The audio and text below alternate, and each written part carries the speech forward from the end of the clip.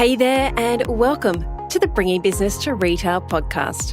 If you're looking to get more sales, more customers, master your marketing, and ultimately take control of your retail or e-commerce business, then you're in the right place.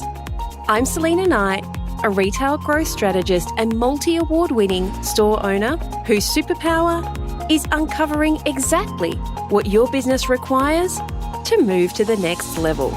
I'll provide you with the strategies, the tools, and the insight you need to scale your store. All you need to do is take action. Ready to get started?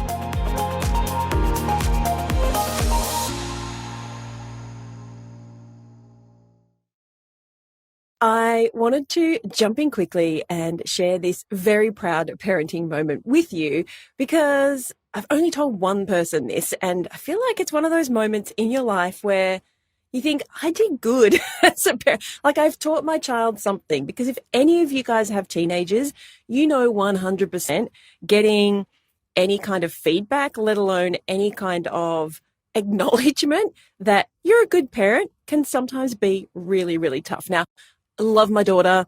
She is really easy. You know, she's not a difficult child. She's very quiet. She loves to read books and, draw pictures and all that kind of stuff. But like any 14-year-old, she doesn't talk an awful lot, especially to me. Well, she probably talks an awful lot to her friends, but, there are lots of conversations that were like, I don't know. And so when I was sitting down having a cup of tea, day before yesterday, and I was watching Ramit Sethi's I Will Teach You to Be Rich series on Netflix. Now, if you don't know Ramit, he's been around for ages. He is not one of these, finance, crypto marketing bros, as my daughter would say. He is, he's financial advisor would be a great way of describing him, but like real bare bones, just getting people to understand how money works and in a really down-to-earth way, and getting them to look at what they want from life and how do they make that happen. And so I was watching the show and she was watching it with me, and she got up to make herself a hot chocolate, and they were talking about how, if any of you guys are watching it, the lady who had Coco Queen, the French rotisserie chicken shop. Weird. But anyway, she has sold her house and she has $2.2 million with which to do something. Now, the majority, in fact, I think all of her income comes from alimony payments. So obviously that's not necessarily volatile, but there's a chance that the money may not come in. And she says that, quite often she says my alimony money was late. And she lives very much beyond her means. So she decides to sell her house. She has $2.2 million, and Ramit says to her, so what are you going to do with this money? And she said, I gave it to my financial advisor. And he was like, oh, yeah, no, you have to be in control of your money, but not so much don't use a financial advisor, but the whole abdicating your entire, fiscal responsibility to somebody else and not being in control of it was something that he was against. And he was also against the commission, which was like 1%.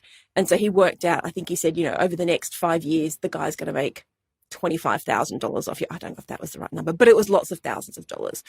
And so my daughter said to me, what's a financial advisor?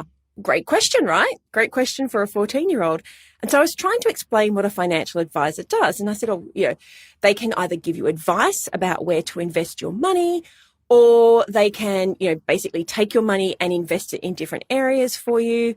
And she said, random question. She says, do they get paid a base plus commission, or are they commission only? And this in itself is a proud parenting moment for me, because I'm like, at least she understands that there are different ways of getting paid. And I said, in most cases, especially overseas in America, a lot of them are commission only. Here in Australia, they have a base and then they get commission as well. And she said, well, how do they get their commission? And I was like, I'm really excited, because here is a conversation I love having, and I'm having it with my child.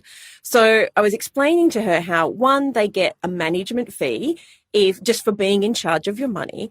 And then two, they get a commission from the products that you invest your money in, or they invest your money in. And I guess I said, well, the easiest way I think I can explain it is kind of like a real estate agent. So when a real estate agent sells your house, they get a commission. And so it's kind of the same thing for a financial advisor.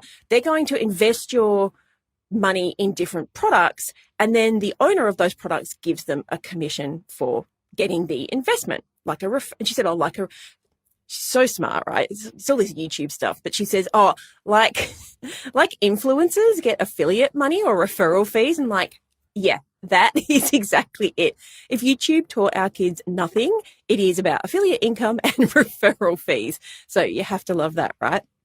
So she's got in her head what this financial advisor does. And she's, by now she's made the hot chocolate and she's stirring it. And I could see she was thinking, I'd kind of paused the show at this point to have this conversation with her. And she's stirring the hot chocolate, and she takes a sip and then she puts it down and she said, okay, so if someone owns a retail, guys, I'm not making this shit up, okay? I wish I could make this up, but it's so good, I have to share it. So she says to me, she takes a sip of hot chocolate, puts it back down, and she said, okay, so if someone owns a retail or e-commerce store and they go to a financial advisor, does the financial advisor get them to invest in one of your programs or working with you? I was like, oh, that's a really good question, but no, that's not generally how it works. They generally invest your money, not invest in you. So, oh, okay. So she's just sitting there thinking. She takes another sip of hot chocolate and she puts it back down. And she said, so when they invest your money, do they guarantee that you're going to make more money? Or is it like sometimes you buy a house and it's worth less and sometimes you buy a house and it's worth more? I said, oh, no. There's no guarantees in investing. Sometimes you'll win money and you'll gain and sometimes you'll lose money. As I said, at this point, I'm really excited about having a conversation with my child about something that I enjoy and something that is going to help her, as she moves forward. Even just knowing this, whether it ever is needed in her life, but even just knowing this to me is super important, because one of the things she said that was not part of this conversation as we watched this show, and it is a great show, totally like PG rated, watch it with your kids, is she said, I'm really confused about how people don't understand money. This is my other proud parenting moment, is she's kind of always understood money. We've always given her not necessarily a lot of money, but let her be in control of her money. So, for example, she gets a set amount each week to spend at the school cafeteria, and it's up to her to manage that. It's like $10 at the moment, which actually isn't very much, but she has to do more jobs around the house if she wants more money. And so she has to manage, does she want a big lunch order, or does she want to get snacks each day? Totally up to her. That's her choice. And we've always done that with her money. And so during this pre-conversation, she had said to me, I don't understand why people don't get money. Like, it's money. I don't understand why do people have such big problems with it? And I said, well, you just have to watch this show to see that a lot of people aren't taught about money. She's like, well, why wouldn't parents teach their kids about money? And why does school not really teach us about money? Yeah, that's a conversation for a different Facebook Live. Okay, so back to our conversation where she says to me, would a retail or e-commerce store owner be advised by a financial advisor to work with you or buy one of your programs? And does a financial advisor guarantee a return on investment? She didn't use those words, but that was what she was saying. And so she's still in the kitchen at this point, and I'm still in the lounge room. So we're talking across the room at each other. She takes another sip of hot chocolate and puts it down. And she says, well, now I'm confused, because you guarantee that someone will make money, or at least make their money back, if they work with you. But you're saying a financial advisor doesn't do that. So why would you give your money if you owned a shop? Why would you give your money to a financial advisor? Because remember, the lady in this scenario, in Ramit's documentary, does own a restaurant. So she's the kind of person who, well, we don't necessarily work with hospitality, but she's a business owner in retail. And so my daughter's thinking, But why would a financial advisor not invest her to get knowledge on how to grow her business and make more money when it's guaranteed versus just giving someone your money? You may or may not make your money back. And we're talking $2.2 million here. I swear I'm not making this up, right? This is the moment where my heart fills with pride. And I was like, you know what? That is a really, really good question. And it is probably the kind of information that a lot of people aren't brought up to learn. So whilst this woman has a lot of money, she doesn't have a lot of fiscal experience. Like, she doesn't know what to do with the money. And that was obviously quite evident because she was on the show, but it was also quite evident in some very frivolous decisions that she had made. For example, she had projected it would cost $250,000 to put the fit out into the shop and get the restaurant up and running.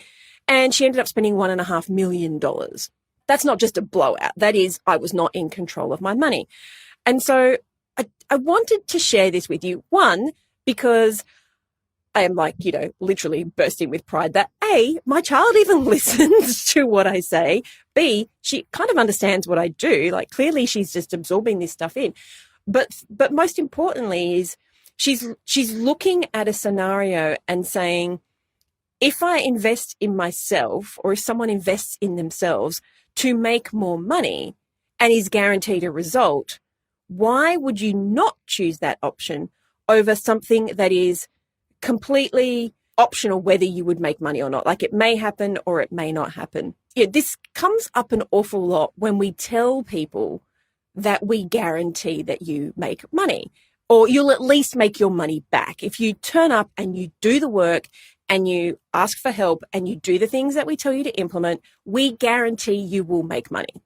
You pretty much can't not, right? Because we know what we're doing. And a lot of the times it is just having somebody who is external to your business look at the pieces of the puzzle and says, some things are out of alignment here. If we just tweak those up, if we just tweak them and put them back, into a really good streamlined way, like put those foundational building blocks in, then you will make your money back at least, or, preferably even more.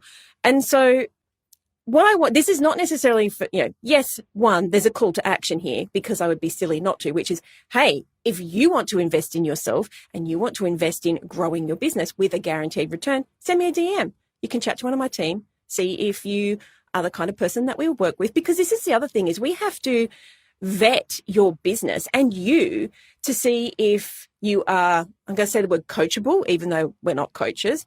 Are you prepared to listen to the advice and implement the advice that we give? But most importantly, do you have a business that we are investing in? Because that's what we're doing. We're investing our time, our knowledge, our resources to help you grow. And if you don't meet those criteria, we won't bring you on as a customer or as a client. Same thing as you. Like, you're not going to, if someone comes into your store and can't afford something, then you're not just going to say, well, just give me what you got, right? Like, it's a transaction. You're in business to make money. I'm in business to make money. We're both in business to help people.